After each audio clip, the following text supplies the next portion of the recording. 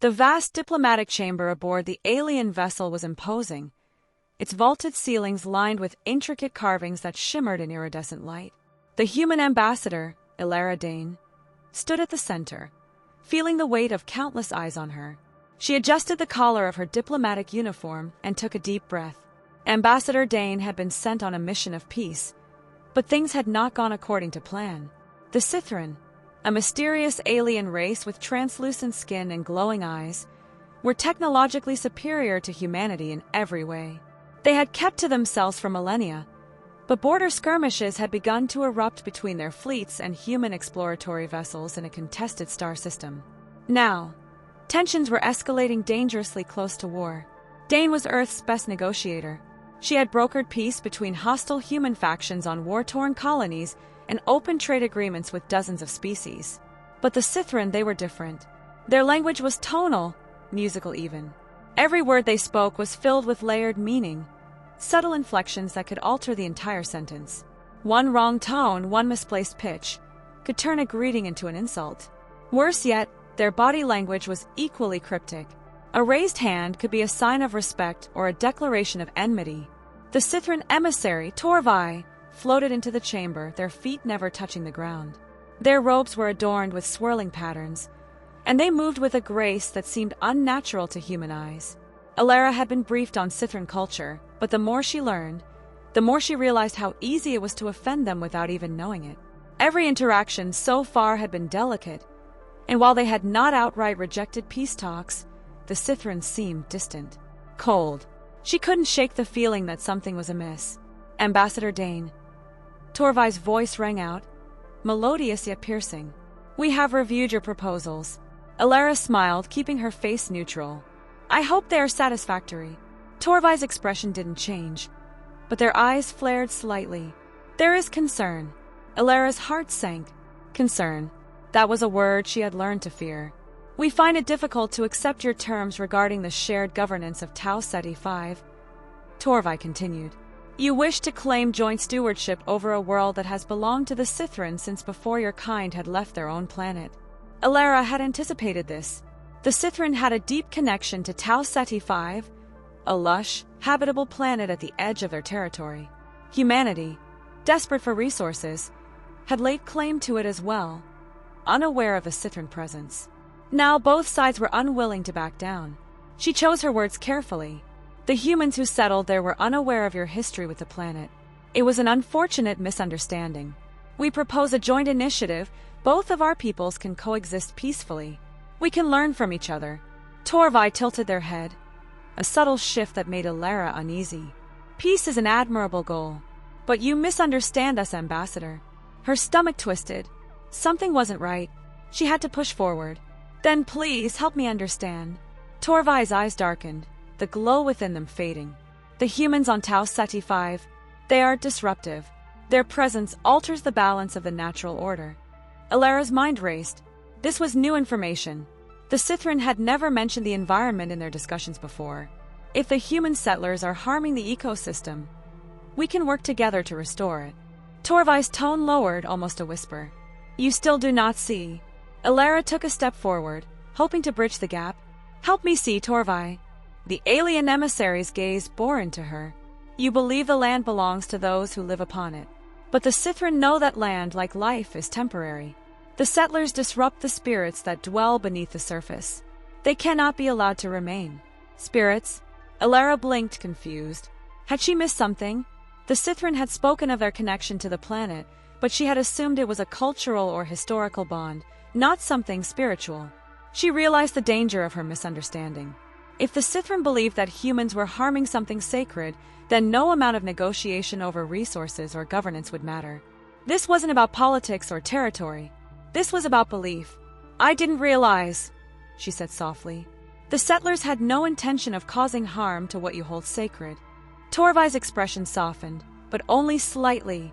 It is not the settlers' intention that concerns us, Ambassador. It is their presence. Elara's mind worked furiously. What if we could relocate the settlers? Move them to another world? A planet where they could thrive without disrupting the balance you seek to protect. Torvi was silent for a long moment. It would be the beginning, but your people would need to leave entirely. Elara hesitated. Earth's government would never agree to a full evacuation of Tau Ceti 5. It was too valuable, too rich in resources. But if she could frame it as a temporary relocation, with some concessions, perhaps. "Let me take this back to my leaders," she said, her voice steady. "I will propose a relocation plan. But in exchange, we would need access to certain sectors of the planet's resources. Under your supervision, of course." Torvai seemed to consider this. "Your compromise intrigues us. We will listen, but only if the settlers leave." Elara exhaled. It wasn't the full peace she had hoped for, but it was a start. She bowed her head slightly, mimicking a gesture she had seen the Cithran use. "Thank you for your patience and understanding." Torvai didn't respond immediately. Instead, they drifted closer, their voice soft but carrying an edge. "Beware, Ambassador. We are not as patient as you might believe. If your people do not act swiftly, the spirits will demand more than just relocation." A chill ran down Elara's spine, but she held her composure. "I understand." As the meeting concluded, she turned to leave the chamber, her mind already racing with how she would present this to Earth's leaders. This negotiation was far from over.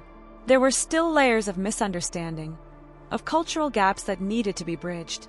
But she had learned something crucial. This wasn't just a battle over territory or resources. It was a battle over belief, over the very nature of existence for the Cithran. And if she wasn't careful, war wouldn't just be a possibility, it would be a certainty. The soft hum of Elara's quarters aboard the Galactic Envoy was a stark contrast to the tension she felt. As she sat at her desk, her fingers hovered over the holographic interface. She had rehearsed the conversation in her head a dozen times, but no amount of preparation would make this call any easier. A notification flashed. Her supervisor, Director Marcus Vale, was waiting on the other end of the secure comms channel. Elara's chest tightened. Vale wasn't known for his patience, and she could already imagine his reaction when she delivered the Cithran's demand. The screen flickered to life, and the stern face of Marcus Vale filled her view. His graying hair and sharp, calculating eyes made him look like a man who never missed a detail. He spoke before Elara could even greet him. "Ambassador Dane, what's the situation?" Vale's voice was clipped, his tone betraying no hint of warmth. Elara straightened in her chair. "Sir, I've just concluded negotiations with the Cithran emissary. They're willing to avoid conflict, but their terms are non-negotiable. They want all human settlers relocated from Tau Ceti 5 immediately." Vale's eyes narrowed. "Relocation? That's out of the question. We've invested billions into that colony. You're telling me they expect us to just pack up and leave?" Elara took a deep breath. "It's not just a demand. They believe the settlers are disturbing something sacred beneath the surface. To them, it's not about territory or resources. It's spiritual." Vale's mouth tightened into a thin line. He leaned forward, his eyes boring into hers. "Spiritual? Elara, we're talking about an entire planet's worth of resources. Resources that Earth desperately needs. We're not giving that up because some aliens have a religious objection." "But sir, if we don't..." Vale cut her off, his voice rising. "If we don't, we'll be giving up one of our most valuable footholds in that system. Do you understand what's at stake here? The Council won't tolerate anything that jeopardizes our position in Tau Ceti. You need to find a way to resolve this without caving to their demands." Elara's mind raced. She knew Vale wouldn't back down easily, but the situation was more complicated than he seemed to grasp. "Sir, if we don't agree to some kind of relocation plan, the Cithran will escalate. They've made it clear. I'm not suggesting we abandon the colony entirely. We could offer a temporary relocation while we work out a more permanent solution." Vale scoffed. "Temporary? Do you think the Cithran will honor a temporary agreement? You're being naive, Elara." Elara clenched her jaw, fighting back the frustration that was bubbling to the surface. "I'm not being naive. I'm trying to prevent a war. The Cithran don't think like we do. If we push them too hard, we'll lose more than just a colony, we'll lose lives." Vale leaned back in his chair, folding his arms. His expression was cold. "You're there to secure Earth's interests, Ambassador, not to play peacekeeper. We need those resources, and I don't care what mystical nonsense the Cithran believe in. You will find a way to keep the settlers in place, or we'll find someone who can." Elara's heart skipped a beat. The threat was clear. If she couldn't find a way to comply with Vale's orders, her position, and possibly the peace, would be in jeopardy. Sir, with all due respect, if we force the issue, the Cithran will retaliate. I've seen their technology. They could wipe us out before we even had a chance to defend ourselves. Vale's eyes flashed with impatience. You're letting them scare you. We've dealt with tougher negotiations before. You're there to deliver results, not excuses. Elara swallowed the lump forming in her throat. I'm not making excuses. I'm trying to find a middle ground, something that will protect the settlers and maintain peace.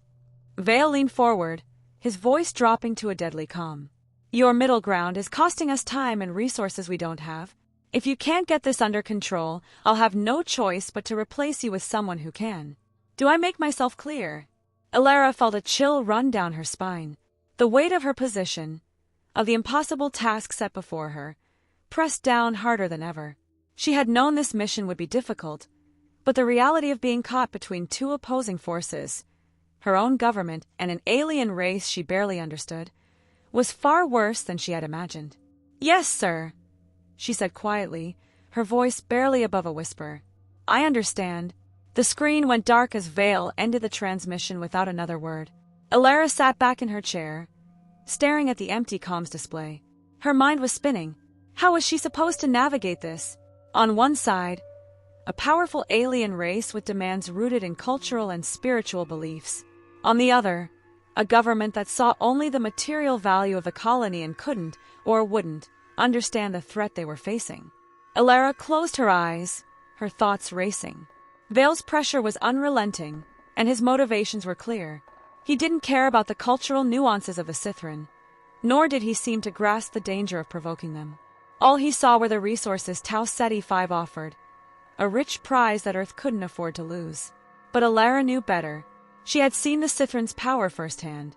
She had felt the tension in the air during their negotiations, the undercurrent of hostility that simmered beneath their calm words. If Vale pushed her too far in one direction, the consequences would be disastrous. Opening her eyes, Elara steeled herself. She was the one in the middle of this.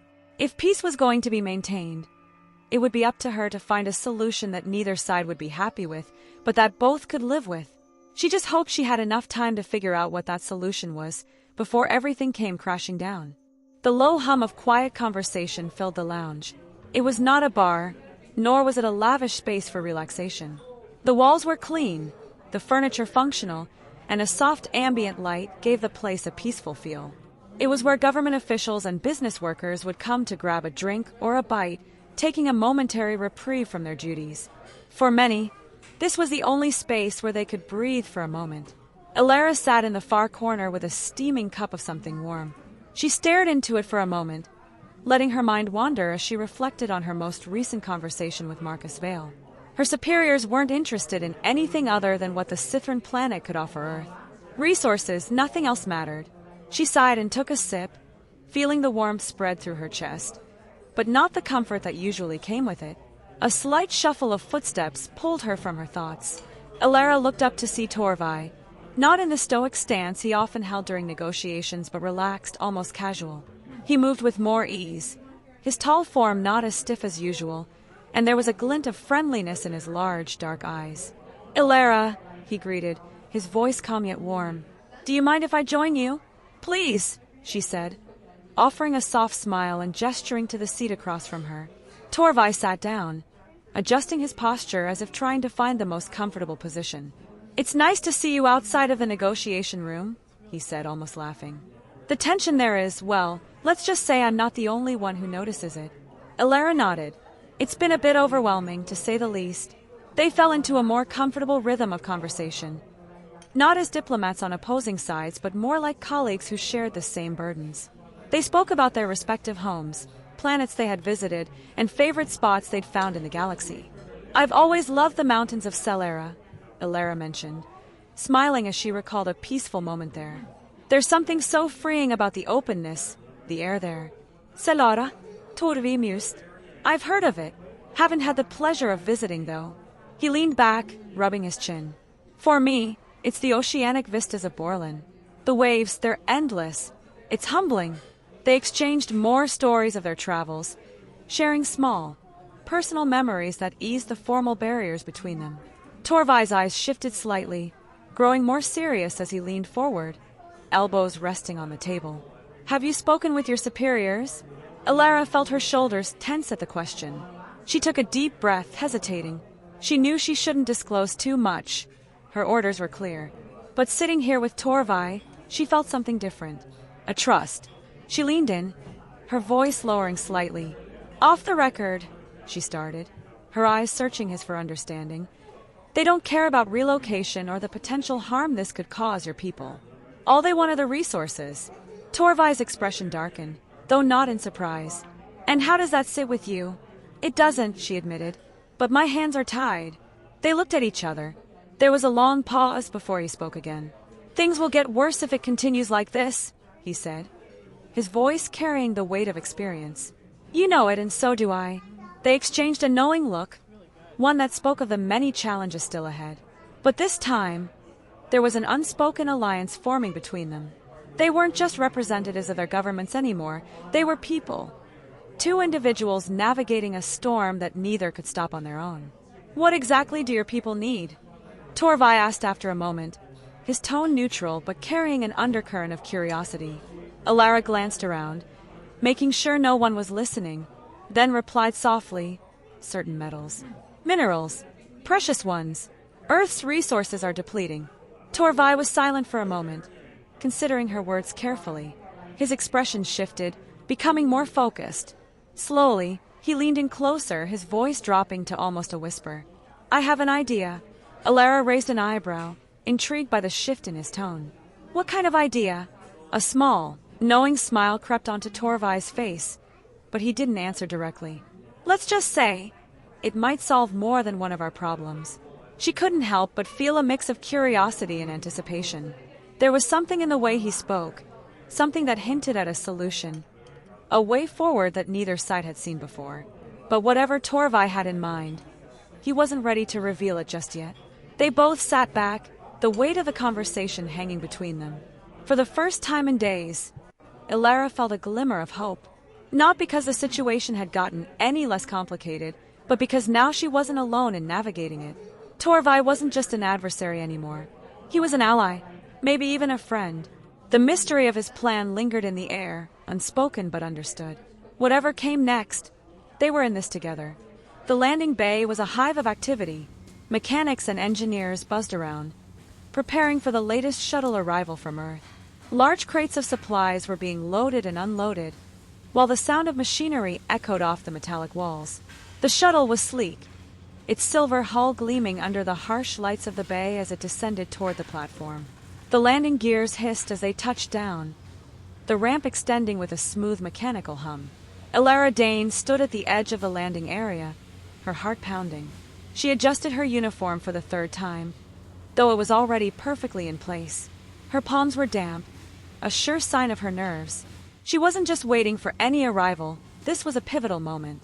Marcus Vale, her direct supervisor, and Alistair Kane, the head of the diplomatic corps, were about to disembark. She inhaled deeply, scanning the bustling scene around her. Cargo was being unloaded from the shuttle, and a handful of passengers began to emerge from the vessel. Her eyes immediately found Marcus, tall and imposing, stepping off with his usual air of authority. His face, as always, was tight with displeasure, his lips pressed into a thin line.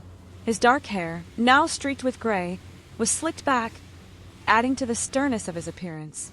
Marcus was here to oversee the negotiations, an unwelcome development for Elara, given his clear disdain for her approach to diplomacy.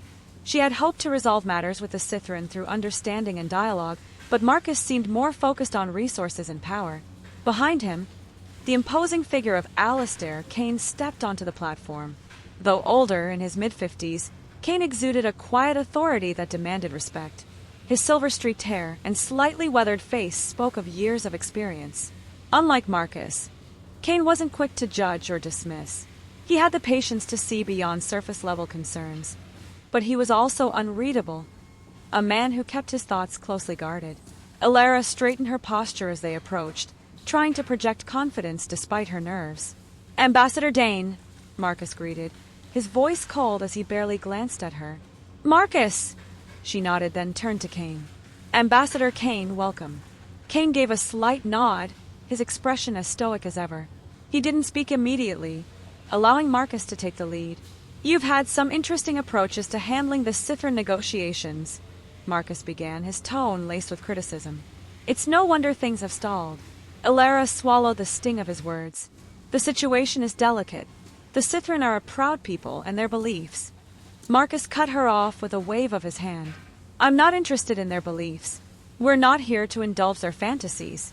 We need to secure access to the planet's resources, not dance around their customs." Kane remained silent, his gaze fixed ahead, as immovable as a stone. His presence was almost a looming reminder that Elara was under intense scrutiny. He gave no indication of where he stood on the matter, which only added to her tension. "Elara," Marcus continued, his voice dripping with disdain, "you were put here to secure results, not to coddle the locals. If you can't handle that, then perhaps someone more qualified should be in charge." Elara clenched her jaw, but forced herself to remain composed. She glanced at Kane, hoping for some signal of support, but his face remained unreadable, offering neither condemnation nor encouragement. "We'll discuss this further in your office," Marcus snapped. "I expect a full briefing on your progress, or lack thereof." With that, Marcus turned and walked toward the exit, his back straight and his pace brisk. Kane followed behind without a word, leaving Elara standing alone in the landing bay, her nerves more frayed than ever. Elara's office was located just off her quarters, a modest space filled with the essentials: a desk, a few chairs, a shelf of books, and a large screen on the wall displaying an ongoing report on the Cithran negotiations. Despite its simplicity, the room was hers, and she felt a small sense of comfort within its walls. But that comfort quickly faded as Marcus and Kane entered. Marcus immediately took a seat, crossing his arms, his face already twisted in disapproval. Kane, as ever, was a silent observer, settling into the corner of the room like a statue. Elara pulled up the briefing on her datapad. "The Cithran's beliefs are deeply tied to their sense of identity," she began, trying to explain. "They see the land as sacred. Asking them to relocate for our resource extraction is not negotiable," Marcus interrupted, his tone sharp. "We don't have time for their mythology. This is about survival. Earth's survival." Elara's frustration boiled beneath the surface, but she kept her voice measured. "We could find a compromise. If we relocate them with proper care, they could." "No," Marcus said firmly, his voice rising. "Relocation is a waste of resources. We need those materials now, and I don't care about their cultural hang-ups." Elara looked to Kane again, hoping for some input from the veteran diplomat. But Kane remained a silent figure, his eyes fixed on Marcus, but his expression unreadable. His role was clear: observe, listen, but give no indication of his stance. "Elara," Marcus said, his voice taking on a patronizing tone, "you're too soft for this kind of work. This isn't about diplomacy, it's about getting what Earth needs. If you're not up to it, we'll find someone who is." Elara bit the inside of her cheek. "I believe we can reach an agreement if we show the Cithran some respect. We don't want to make them hostile." "They're already hostile," Marcus snapped. "We'll push them aside if necessary. I'm tired of your sentimental approach. We're going to attend the next negotiation together, and I expect you to follow my lead." He stood abruptly, signaling the end of the conversation.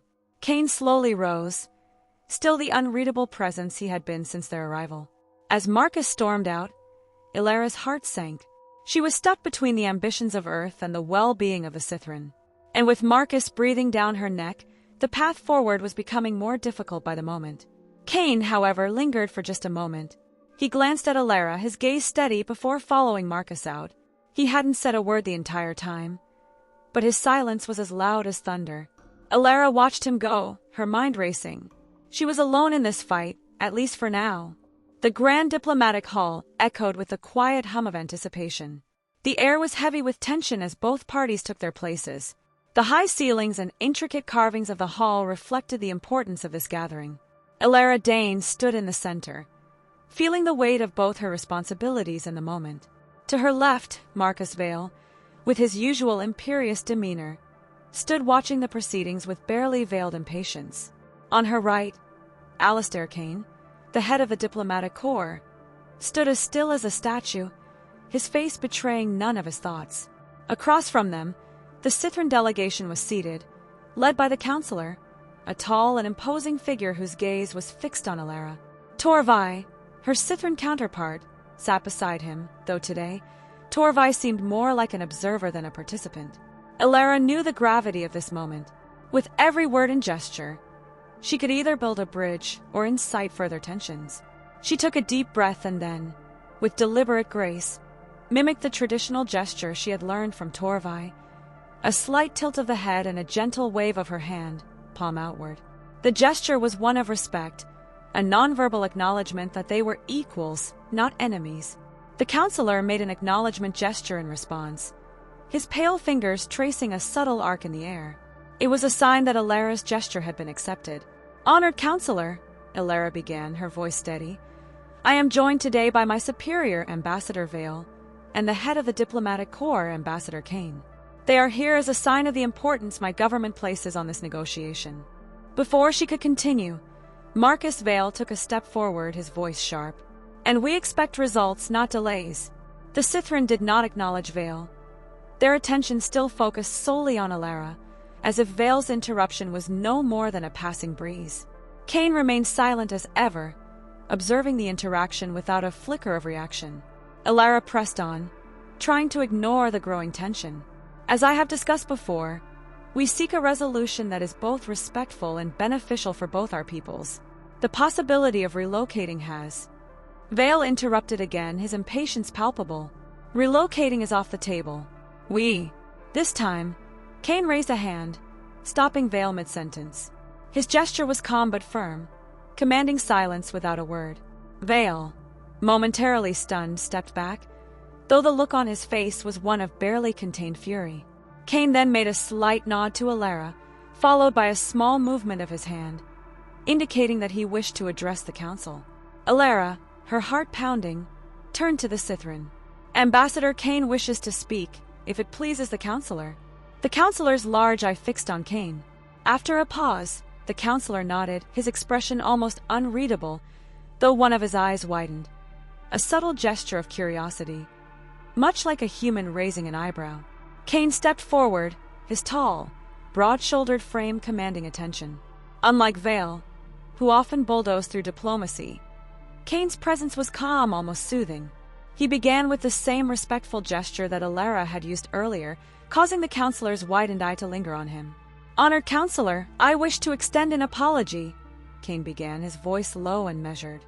"It has become clear that we did not fully understand the significance of Tau Ceti 5 to your people. For this oversight, I offer my deepest regrets. The land is sacred to you, and we were unaware of its importance when we began our settlement." The hall fell silent.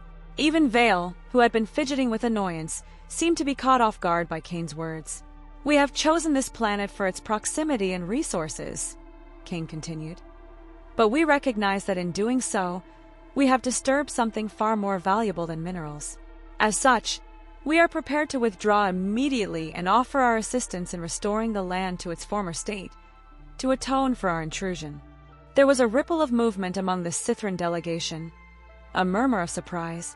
The counselor remained still, though his widened eyes seemed to focus even more intently on Kane. Ambassador Torvai, who had been mostly silent throughout the negotiation, finally spoke up. His voice was calm, but there was a note of warmth that hadn't been there in previous meetings. "I spoke with Ambassador Dane," Torvai said, his gaze shifting briefly to Elara.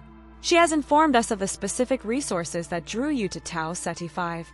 It is understandable that your people would seek these minerals, as they are vital to your survival." Torvai turned back to the counselor.